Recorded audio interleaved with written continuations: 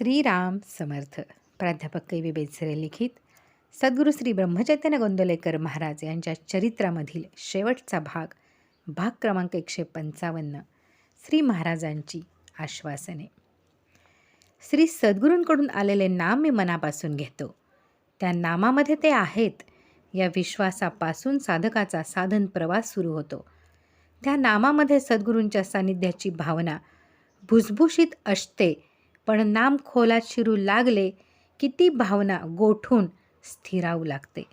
तेथे सद्गुरूंची संगत अंतरी लाभते. हा साधनाचा मध्य होय. त्यात विश्वासाचे रूपांतर श्रद्धेमध्ये घडून येते. अखेर सद्गुरू हृदयात विराजमान होतात. मी नाम घेतो ही वृत्ती विराम पाहून त्यांच्या सत्तेने हेच चालते. तेथे श्रद्धेला निष्ठेचे स्वरूप प्राप्त होते. साधक संपूर्ण काळजीमुक्त होतो. त्याच्यातून नाम उसळते. सद्गुरू नामस्वरूपच असतो. तो नाम देतो, नाम घेववतो व त्याच्या शक्तीनेच सर्व काही होते. नाम म्हणजे सद्गुरूची प्रकृती. ती आपली झाली की सद्गुरूची संगत लाभली. सद्गुरूकडून येणाऱ्या नामात सद्गुरूची जाणीव आहे. त्या जाणीवेतच सद्गुरू असतो. आपण त्या जाणीवेतच राहावे याचे नाव अनुसंधान. महाराज, आपली भेट झाली, आता मला काही करायचे राहिले नाही असे म्हणणारा मनुष्य मला सर्वात आवडतो. त्याचे कर्तेपण मेल्यामुळे त्याची काळजी मला लागते. तो सर्वात नंबर पहिला.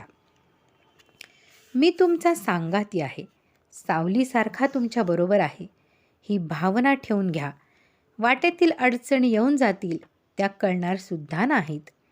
नामाचे अनुसंधान टिकेल अशीच उपाधी बाळगावी. उपाधीची हौस नसावी. उपाधीने शक्ती झिरपते. संकल्प नाहीसा करावा म्हणजे किती करावा, तर नामसुद्धा घ्यायचे थांबून जावे. कारण मी नाम घेतो हा सुद्धा एक संकल्पच आहे. अशा संकल्परहित अवस्थेत सद्गुरूंशी अनन्य होऊन आपण आपला आनंद भोगावा. त्या स्थितीत सद्गुरूच शिष्याचे नामस्मरण करतात. शिष्य स्वस्थ आरामात राहतो. नामावर प्रेम करणे म्हणजेच माझ्यावर प्रेम करणे होय. मला नामाशिवाय राहता येत नाही. जेथे नाम आहे तेथेच मी आहे. माझ्याकडे येऊन शिकायचे असेल तर ते हेच की परमात्माच सर्व करतो ही भावना ठेवायची. नाम घेताना मला मनाने धरून ठेवा. माझे मन तुमच्या मनाची जागा घेईल. मग तुम्ही माझ्यासारखे व्हाल. जो नुसता नामात राहील त्याला अखेरपर्यंत मी सांभाळीन. त्याची अंगलट माझ्यासारखी होईल. त्याची सर्व कामे आपोआप होतील. डोळे उघडून जग नाहीसे होईल तर ते नामानेच होईल. हा माझा अनुभव तुम्ही घ्या. मला लुटून न्या. माझ्यापाशी आनंदाशिवाय दुसरे काही नाही. माझ्याकडून नाम आलेल्या साधकाला रंग आणि नाद असले दृश्यमय अनुभव क्वचित येतील. तो एकदम आनंदाला झोंबेल, पण त्याला वेळ लागेल. 24 तास माझा सहवास होण्यास नामच एक उपाय आहे. माझ्या माणसाने उगीच काळजी करू नये. मी त्याची हमी घेतली आहे. त्याने माझ्यावर श्रद्धा ठेवावी व नाम घ्यावे. नाम सूक्ष्मावर परिणाम करते. तो लवकर दिसत नाही. मी तुमचा भार घेतलेला आहे. तुमच्या जीवाची मूर्ती घडवण्याचे माझे काम सतत चालू आहे. मी सांगितलेले तेवढे करीन असा निश्चय करा. तुम्ही रामरूप व्हाल. तुमची देहबुद्धी क्षीण करणे हे माझे काम आहे. ते करताना जीवाला सूक्ष्म कष्ट होणारच, पण मी सदैव सांगाती आहे. त्या कष्टांची जाणीव कमी केल्याशिवाय मी राहणार नाही. मुळीच घाबरू नये. नामामध्ये प्राण ओतून ते घ्या, म्हणजे पुढील अवस्था आपोआप येतील. नव्हे त्या येण्याचे माझ्याकडे लागले. अखंड नामस्मरण आणि भगवंताचे अनुसंधान याशिवाय मला काहीही प्रिय नाही. नामाची ज्योत जळती ठेवा. तुमच्या स्वाधीन होऊन मी राहीन, नव्हे तुमचा मी ऋणी होईन. देहाच्या भोगांना मी कधी कंटाळलो नाही. तुम्ही माझे म्हणवताना देहाचे भोग शांतपणे भोगण्यात मी आहे. रामाला साक्ष ठेवून सांगतो की माझ्याशी आपलेपणा ठेवा. मला आवडते म्हणून नाम घ्या. तुमच्या पापाचा भार मी घेतला अशी खात्री बाळगा. ते पाप पुन्हा करू नका. तुम्हाला रामाच्या चरणाशी नेण्याची हमी माझ्याकडे लागली. मनातील हवे नको पण नाहीसे कराल तर मी तुमच्याशी बोलू लागेन.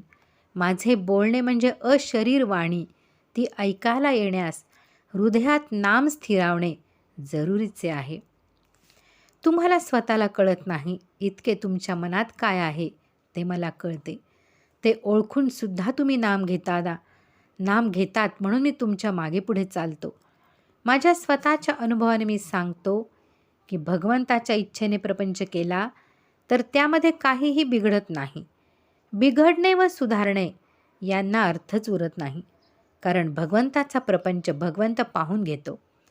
नामस्मरण करताना तुम्ही मला पाहत नसाल, पण मी तुम्हाला पाहतो, कारण मी तुमच्या हृदयातच आहे. तुमची देहबुद्धी कमी होईल तेव्हा मी तुम्हाला नामात कसा आहे हे जाणवेल. तुम्हाला नामाची अत्यंत आवड लागली की माझा आनंद उच्चंबळून येतो. मग तुमच्यासाठी काय करू आणि काय नको असे मला होऊन जाते. जे नाम मी तुम्हाला दिले तेच नाम मी ब्रह्मानंदांनाही दिले. त्यांनी ते सर्वस्व मानले. तुम्ही तसे मानित नाही. नुसत्या नामस्मरणाने ते इतके मोठे झाले. त्यांनी नुसते आज्ञापालन केले. तसेच माझ्या आशीर्वादाप्रमाणे तुम्ही वागलात तर काळाला देखील दूर साराल. मग संचिताची काय कथा. असे छातीला हात लावून श्री महाराज बोलले. माझ्या माणसाने म्हातारपणाची व अंतकाळाची काळजी करू नये. संत आपल्या वचनात असतात, तसा मी नामात आहे. तुम्ही जे नाम घेता ते मीच घेवतो ही भावना ठेवा. त्यात माझी संगत लाभेल. अंतकाळचे कष्ट जाणवणार नाहीत. मन विषयाकार होऊ लागले म्हणजे माझे स्मरण करावे. बऱ्याच वेळाने आठवण झाली तरी माझे स्मरण करावे, म्हणजे पुढे पुढे माझी लवकर आठवण होऊ लागेल. माझे होणे कठीण नाही. सर्व सोडून मला शरण यावे. मी सांगितलेले स्मरणात ठेवावे. माझ्या सांगण्यात मी आहे, मला दुसरे कोठे पाहू नये. तुम्ही नाम तेवढे जतन करा. नामात मन ठेवा, हे माझे खरे दर्शन आहे. रात्रंदिवस असे चित्तात आणावे की मी तुम्हाला शरण आहे, मला शरण व्हायला शिकवा. शेवटी सांगतो, नामाला शरण जा. मी नामाहून वेगळा नाही. मग तुमच्या अंतकाळी मी उषाशी आहे. जय जय रघुवीर समर्थ. जानकी जीवन स्मरण. जय जय राम. संपूर्ण 155 भाग परमपूज्य बेलसरे बाबा आणि श्री महाराजांच्या चरणी अर्पण. श्रीराम जय राम जय जय राम.